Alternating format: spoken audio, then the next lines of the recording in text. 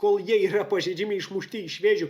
Na ir Sūduva pelno labai greitai antrąjį įvartį, tada raudona Devenso kortelė, tada dar viena raudona kortelė, na ir čia be šansų grįžti Transinvestui rungtynės, jos jau buvo praloštos anksčiau.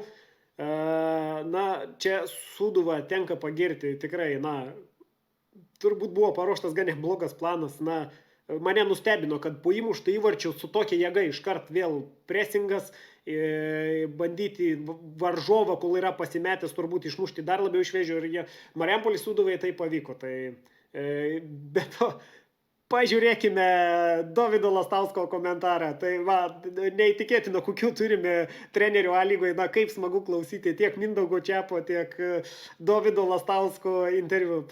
Paklausykite ir jūs.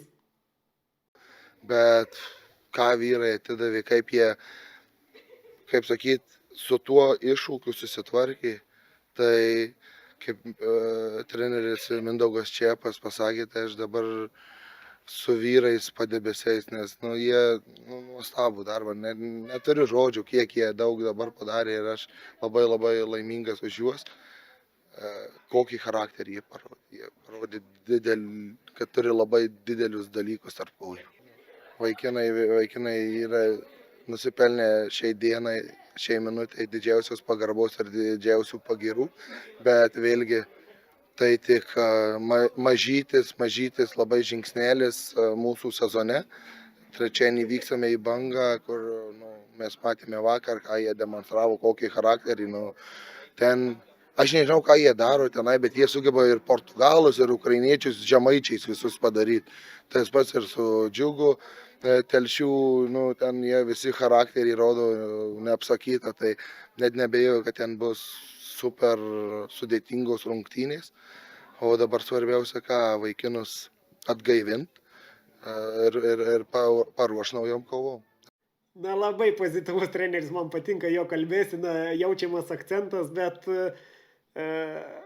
man patinka, kai į interviu yra įnešama ta tokia nuotaika, ne tik kalbama tais statistiniais tokiais duomenimis, kad taip, galėjome įmušti, praleidom, būtų buvę kitaip, bet matome, suteikia tokią gerą emociją, tikrai sukelia šypseną. Ačiū Dovydui už jo tokius interviu, taip pat ačiū Mindaugui Čiapui, kuris taip pat duoda labai įdomius interviu su labai įdomiais palyginimais, bet tiesa su Vilniaus Žalgiriu ten tokios nevykusios, nenusisekusios rungtynės Šiauliams matėme, kad labai treneris Čiapas labai ramių veidų, labai mintis galvoje susidėlioja, viską paaiškina, bet ramus žmogus, bet matosi, kad liūdesys vis dėlto išlindo iš jo veido. Na, ačiū treneriams, kurie tikrai sugeba į interviu pagyvinti tą mūsų lygą.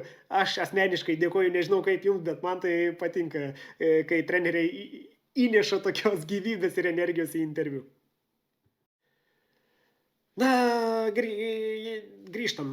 Žalgiris Šiauliai. 3-0, visiška Žalgirio kontrolė, plojimai Vilniaus Žalgiriui, tai yra tai, ko iš jų tikimiausi. Ir puikiai atliko savo darbą, įmušo 3 įvarčius, na, buvo ten, turėjo gal ir geresnių progų įmušti, bet įmušo tos sudėtingesnius momentus, vis dėlto 3 įvarčiai, aišku, prisidėjo ir raudona kortelė rungtynių ten antrajam kėlinyje gale. Tai kaip visgi Žalgiris? Man Žalgiris tikrai palieka gerą įspūdį. Na, ne visose rungtynės, kaip sakėme, trūksta stabilumo, bet labai man patinka tos kombinacijos. Ko gero vienintelė komanda, kuri, galbūt ne vienintelė, bet žaidžia tarp linijų, išsitraukia žaidėjus. Golubickas, matome, nuo centro gynėjo atšokinėja į tą vadinamą pusiau kraštą half space, gan aukštai, išsimti kamuolį. Jeigu jį seka kažkas, tuoj kamuolys eina link Antalio į tą zoną ir iškart Golubickas sukasi ir žaidžia per... Na, matus, kad yra dirbama ant to. Man labai patinka Žalgirio tas kombinacinis futbolas. Mane žavi, bet taip pat Žalgiris turi ir savų minusų. Tiesa, Šiaulius tenka pagirti, turėjo labai gerą, kokią, nežinau, 10-15 minučių nuo 60 minutės, 65 minutės, tikrai labai gerą atkarpą. Na, taip, tenka, kaip pasakyti, Šiauliams noriu palinkėti greičiau grįžti į pilną sudėtį, kad greičiau grįžtų žaidėjai po traumų ir norime Šiaulius matyti tikrai kitokius, norime matyti jos konkurencingus. Na, bet tai be abejo, tai yra šansas ir kitiems žaidėjams. Na, kol kas jiems nelabai kaip sekasi, bet sveikit, greičiau grįžkit, laukiam jūsų pilnų pajėgumų. Na štai ir paskutinė mūsų dvikova. Kauno Žalgiris namuose pralaimi 0-1 FK Panevėžiui. Na ir jau praėjusioje laidoje kalbėjome, kad dėjome taikinį, kad čia gali būti, kuri komanda pralaimės, to trenerio galva ir kris. Taip ir atsitinka. Gino Letieri įkvėpė gaivaus oro gurkšnį, pasiekė pirmąją pergalę. O dėja Gleno Štalio galva krenta po Manto Kalniečiaus pagalasto kalavijo. Šnai! Antroji galva. Na, ko gero logiška, nes 5 turai. Kaip atrodė Kauno Žalgiris? Na, nekaip. Tiesa, paskutinės rungtynės Kauno Žalgiris turėjo labai didelę laiko dalį visą kėlinį žaisti ir daugiau vieno žaidėjo persvarą, kadangi Kauno Panevėžio komanda gavo raudoną kortelę. Ir tikrai Kauno Žalgiris turėjo gerų momentų, bent jau vienas virpstas, antras virpsnas, Dolžnikovo momentas, na ten aštresnis kampas į vartininką, Dangubičiaus momentas virš vartų, na turėjo tikrai progų, bet jiems nesisekė įmušti to įvarčio, manau tikrai galėjo būti lygiosios, bet to neįvyksta, bet ar tai būtų pasikeitę dar sekančiam turė, Kauno Žalgiris 7, 8, 9 turė. Na, nežinau, ar būtų tas žaidimas labai pasikeitęs, neįtikino manęs tikrai Glenas Štalis ir aš manau, kad tai yra geras sprendimas keisti Gleną Štalį ir ko gero už vairo stos Nerijus Mačiulis, kuris praėjusią sezoną taip pat gavo tokią pat progą ir įrodė ir turėjo labai gerą seriją, bet negavo vadovybės pasitikėjimų, bet ko gero jis dabar gaus dar vieną šansą ir kartais nereikia ieškoti toli, kartais geriausi vaisiai auga pas mūsų sode. Mantas Kalnietis, priminsiu jums, sakė, kad ilgai kruopščiai rinkosi treneriai, įdėjo daug darbo atrankos, kad išsirinktų tinkamiausią variantą ir kaip matome,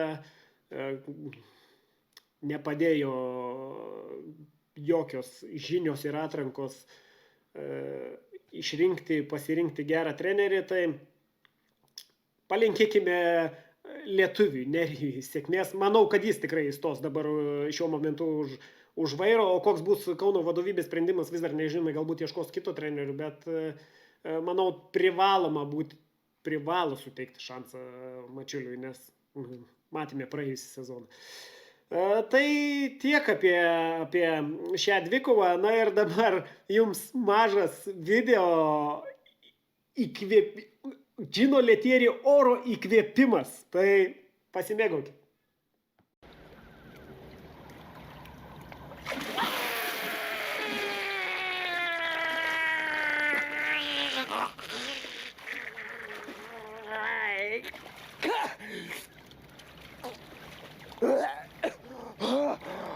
I'm alive. I'm alive. Na ir vienas svarbiausių momentų mūsų laidoje. Tai pažiūrėkime į turnyrinę lentelę. Tai yra pirmoje vietoje Vilniaus Žalgiris 13, Džiugas 12, Hegelman 11. Toks pirmasis trejetukas. Tada viduryje rikiuojasi su 9, 8, 6, 6, 6. Tai yra Dainava, Sūduva, Transinvest, Banga.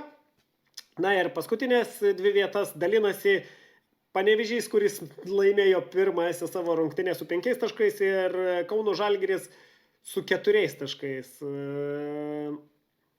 Tai yra tos komandos, kurios buvo visų ekspertų, net ir manęs, keliamos į patį viršų, bet po 6 turų jos yra dugne. Tai tokia ta mūsų lentelė, truputį pakeičiau jos vizualizaciją, kad būtų galbūt lengviau matyti svarbesnius dalykus, tai yra ryškinau taškus ir sumažinau kitas dalis. Na ir paskutinis dalykas, kurį turime atlikti šiandien, tai yra 7 turas. apžvelkime rungtynes ir pabandykime atspėti rezultatus. 7 turas, balandžio 9, 18:00. Pirmosios rungtynės Hegelman Dainava. Ir čia spėju, kad bus 2-0 Hegelman pergalė. Nors Dainava tikrai demonstruoja gerą gynybinį futbolą, paskutinės rungtynės prieš Gargždų Bangą truputį pakeitė mano nuomonę ir manau, kad Kauno Hegelman susitvarkys su šia užduotim. Antros rungtynės, balandžio 10, 18:00. Gargždų Banga, Marijampolės Sūduva ir čia dedu rezultatą 1-1, nes mane Gargždai tikrai stebina, kad gali žaisti tokį futbolą. Manau, bus lygiosios, tiesiog spėjimas. Dar vienas rungtynės, balandžio 10 dieną, taip pat galbūt klystu 18:00, bet pasitikrinsime vėliau. Šiauliai Panevėžys ir čia prognozuoju 0-0. Abiejom komandom tikrai reikia taškų, abiejom komandom tikrai reikia dirbti ties pergalim, bet bijau, kad bus atsargus futbolas. Ne viena komanda nenorės baisiai rizikuoti ir prarasti kaip kontrolę. Aišku, įvarčiai keičia rungtynės, kampinis standartas gali viską pakeisti, bet manau, kad nebus labai daug atakuojantis futbolas ir gali būti, kad matysime tokį lėtesnį futbolą. Tai prognozuoju, kad čia gali būti tiesiog 0-0 lygiosios. Balandžio 10 diena taip pat, 19:00. Žalgiris, Kauno Žalgiris prieš Telšių Džiugą. Tai yra Kauno Žalgiris dabar pakeitais trenerį tikriausiai gaus šiokį tokį pranašumą, galbūt žaidėjai atsipalaiduos, naujas treneris galbūt atsipalaiduos visi ir žais. Matėme, kaip įvyko praėjus sezoną, tai manau gali būti ir taip pat, bet visgi tai yra duobė komandai. Kauno Žalgiris, Telšių Džiugas, balandžio 10, 19:00. Na ką, su tokiais 6 turais, su nepraleistais įvarčiais ir kai Kauno Žalgiris taip boksuoja ir stringa, kas belieka, čia prognozuoja 0-1 Telšių Džiugo pergalė. Tiesiog, manau, tai yra tikrai logiškas rezultatas ir sutiksit su manim. Tai 0-1 Telšių Džiugas. Vilniaus Žalgiris Transinvest, paskutinis turas, balandžio 10 dieną, 20:00. Ir čia prognozuoju 3-0. Praėjusios rungtynės, 2 raudonos kortelės, netiktys, netaip daug laiko atsigauti. Žalgiris jau gan geroj formoj demonstruoja savo žaidimą, matome keitimą, jie tikrai pakeičia, sustiprina žaidimą. Matysime, dabar Transinvestas renkasi žaisti tokį labiau antrų numerių žaidimą, mažiau presingo, tikrai stovi žemesnėme bloke ir jeigu jie tai suteiks Žalgiriui, jiems bus tikrai labai sunku ir manau, kad čia Žalgiris ten jaučiasi geriausiai, tai yra prie priešininkų vartų, kai jiems atiduodi kamuolį. Ir čia gali būti Šiaulių atvejs, tai prognozuoju 3-0. Paskutinis dalykas, apie kurį norėjau pasikalbėti su jumis, tai žinome Premier League, tai kad komandos turi savo antruosius pavadinimus, raudonieji velniai, ganeriai, aristokratai, plaktukai, varnos, žuvėdros. Lietuvoje mums taip pat šito reikia, nes, nenoriu Transinvest pastoviai vadinti Transinvestu ar Sūduvos Sūduva, Hegelmanai, reikia jiems kažkokių pavadinimų. Tai turime, kaip pavyzdį, tarkim, Telšių Džiugos Meška, tai galbūt Telšių Meškos, Vilniaus Žalgiris Vilkai, turime Šiauliai taip pat su Meškom, reikia jiems kažkokio pavadinimo. Padėkite sugalvoti, tikrai reikia prilipdyti kažkokius antrosius vardus mūsų A lygos komandom ir manau, čia man pagalba tikrai turėtų suteikti ir turėtume kažkokį bendrą viziją, bendrą mintį su kitom podcastų laidom, kaip podcatas, futbolas.lt. Jie taip pat turėtų, prašyčiau galbūt jau pagalbos, kad, prilipdykime kažkokius vardus mūsų komandoms. Tai tiek ir turbūt tenka mums jau atsisveikinti su mūsų laida ir susitiksime tikrai visai jau netrukus, nes dabar balandis įtemptas grafikas ir rungtynės turėsime labai dažnai.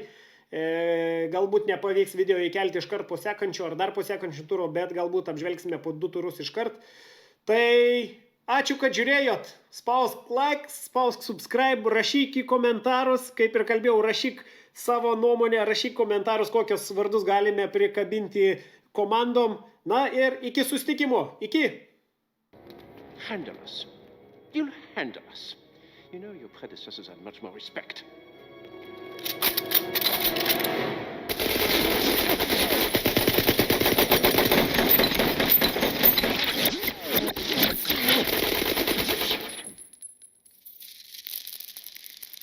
Okay, you have some skill.